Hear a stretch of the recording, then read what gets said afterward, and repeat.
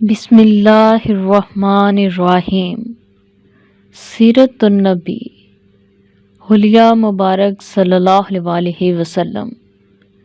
محبوب خدا صلی اللہ علیہ وسلم کا قد زیبا۔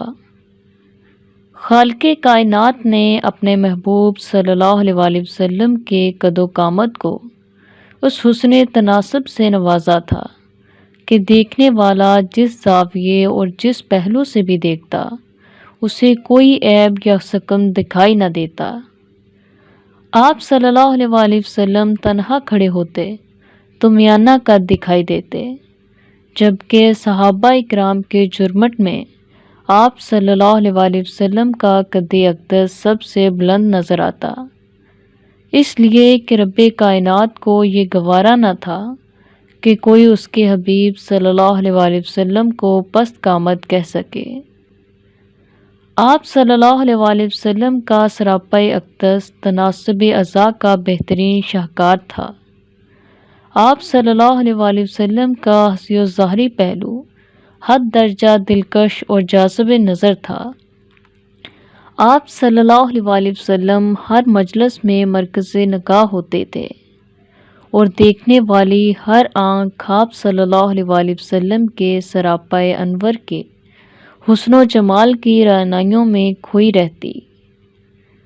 سفر ہجرت میں آپ صلی اللہ علیہ وسلم کی زیارت سے مشرف ہونے والی خاتون ام موبد رضی اللہ تعالیٰ عنہا نے آپ صلی اللہ علیہ وسلم کے قد انور کا حسن بیان کیا اور ساتھ ساتھ سیدنا صدیق اکبر رضی اللہ تعالیٰ عنہ اور عامر بن فہیرہ سے تقابل کیا ہے۔ آپ صلی اللہ علیہ وسلم کا مبارک قد نہایت خوبصورت میانہ تھا، نہ ایسی طوالت کے دیکھنے والا پسند کرے، نہ ایسی طوالت کے دیکھنے والا ناپسند کرے، اور نہ ایسا پست کی حقیر نظر آئے، بلکہ وہ دو شاخوں کے درمیان تر و تازہ شاخ کی مانند تھا اور ان تینوں میں زیادہ حسین نظر آ رہا تھا۔ سیدنا ابو ہریرہ رضی اللہ تعالیٰ عنہ نے اس خصوصیت کو یوں بیان کیا ہے: آپ صلی اللہ علیہ وسلم ساتھ چلنے والے سے بلند قامت دکھائی دیتے تھے۔ آپ صلی اللہ علیہ وسلم صرف دوسروں میں کھڑے ہونے کی صورت میں ہی بلند نظر نہ آتے تھے، بلکہ مجلس میں بیٹھنے کی صورت میں بھی آپ صلی اللہ علیہ وسلم بلند نظر آتے۔ امام المحدثین حضرت ملا علی قاری رحمۃ اللہ علیہ خصائص ابن سبا کے حوالے سے لکھتے ہیں: جب آپ صلی اللہ علیہ وسلم کسی مجلس میں بیٹھتے تو آپ صلی اللہ علیہ وسلم کے شان مبارک دوسرے بیٹھنے والوں سے بلند نظر آتے۔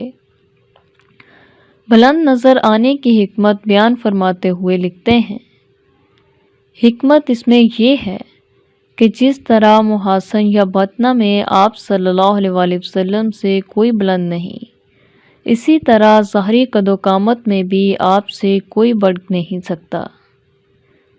ایک اور مقام پر دوسروں کے درمیان آپ صلی اللہ علیہ وسلم کے بلند دکھائی دینے کی حکمت یوں بیان کرتے ہیں کہ یہ بلندی اس لیے تھی کہ ہر ایک پر یہ بات آشکار ہو جائے کہ اللہ تعالیٰ کے ہاں ظاہری اور باطنی احوال میں اس ذات سے بڑھ کر کوئی نہیں۔ شکریہ۔